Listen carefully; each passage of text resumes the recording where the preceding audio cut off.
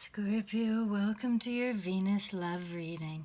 This is for the energies between the solar eclipse and leading up into the Capricorn lunar eclipse on approximately July 5th. And at the heart of the matter, let's talk about these solar eclipses. We are in eclipse season, so at the heart of the matter, you have the Eight of Cups. And what this is telling us about this energy, and eclipses are a time where you are picked up in life and placed back on your path, on your dharmic journey. And anywhere you may have been settling for 8 cups, where your higher guides, your intuition know you deserve nothing less than 10, there's a real energy of launching a path away, of not settling, and again being really intuitively guided. The solar eclipse, new moon, brought in energy, and this lunar eclipse is going to be a time of releasing what no longer serves you. And crossing that is the Justice card. And I believe the moon is just ingressing into Libra as we speak here. And this is the energy of relationship balance, of protection. I do see for Scorpios a really strong energy of just walking away from relationships where you've done more than your share, where there's been some degree of disappointment or expectations that weren't met. There's a very strong energy of cutting those cords. And root cause is even stronger of this theme with the Four of Cups here. So knowing what you want is also, most importantly, knowing what you don't want. And this is giving the confidence and the courage to accept the things emotionally that serve you and to reject the things that don't. Recent past is the Knight of Swords. So what this says to me, and I'm going to go back again, one moon further back than the recent lunar eclipse, new moon, we had solar eclipse, new moon. Prior to that, we had, in the first of the three in the series, a lunar eclipse. And I believe that one really showed you, Knight of Swords, really decisive clarity on, again, see this cutting cords energy, but not in the way of rejection. Cutting cords to make space for the things you truly desire, not settling for a relationship that's an 8 when you know you're a 10. So possible outcome is the Hierophant, and this is structure in relationships and love, Venus ruling love, abundance, creativity. It can be committed partnerships, so marriage and that type of thing. So for those that resonates, where you've been at a certain level of commitment in a relationship and maybe you felt like someone's been wasting your time and or leading you on, there's it's a really interesting energy I'm getting for some of you of rejecting those that haven't made you feel fully accepted. So, for example, if someone has been alluding to the fact that you're leading to a marriage partnership and you really just realize they've been stringing you along, well, you're still marriage material. You're still of that value, and you're ready to walk away to make room for that divine partnership that acknowledges that in themselves and honors that in you. Immediate future is Nine of Pentacles. So this is further, Nine of Pentacles is self-reliant, financially autonomous. Scorpio, I really feel this strong vibe of you'd rather be alone than settle. And it's not because you want to be alone, it's that you know your worth. And your energy is the Eight of Pentacles, literally, tangibly making money. So Venus making money.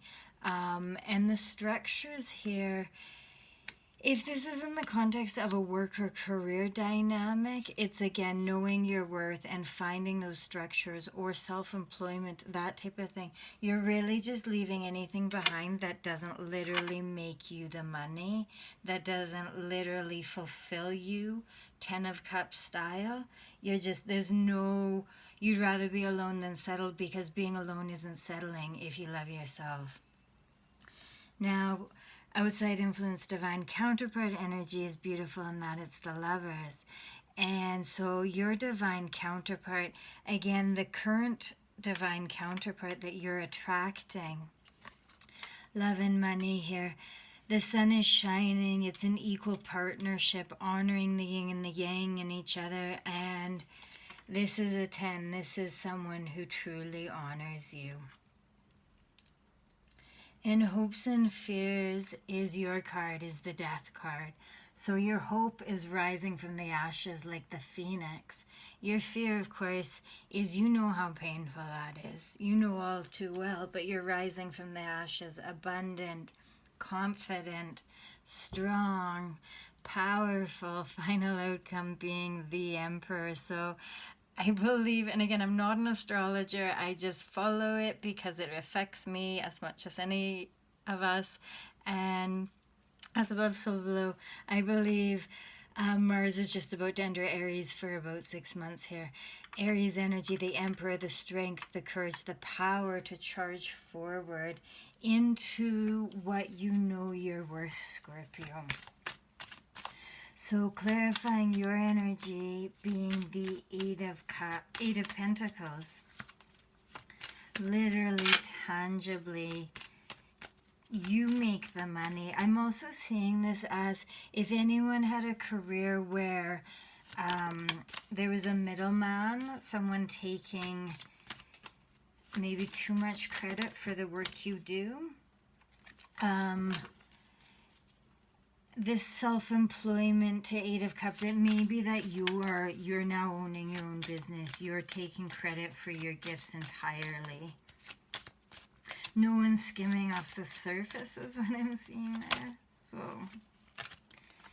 okay, this moon energy, this eclipse energy is incredibly powerful. You are literally walking through a gauntlet here, leading up to this Capricorn full moon lunar eclipse. You know what to release. If it's in a financial context, again, anything that was standing in your way of your ability to make money, you're divinely guided.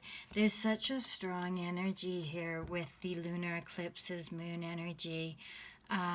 We really are in that gauntlet right now of being guided about what to walk towards, and that always requires walking away, leaving behind.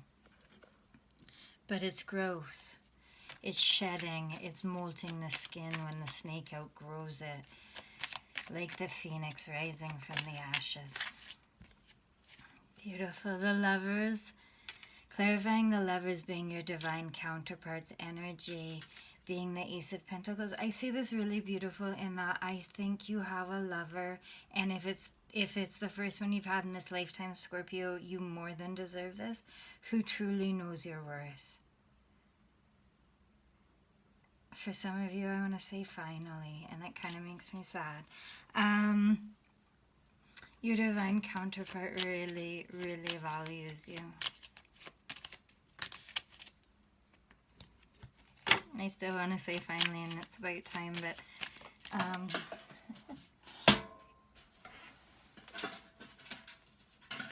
so clarifying hopes and fears is a very passionate King of Wands, and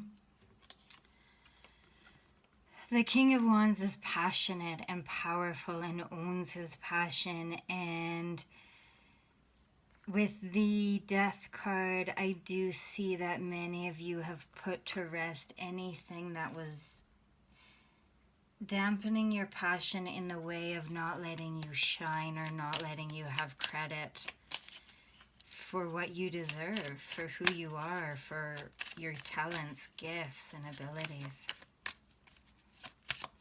Clarifying final outcome are very powerful, very protective Emperor.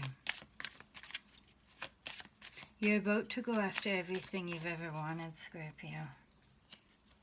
You're about to go after everything you've ever wanted with the Three of Wands.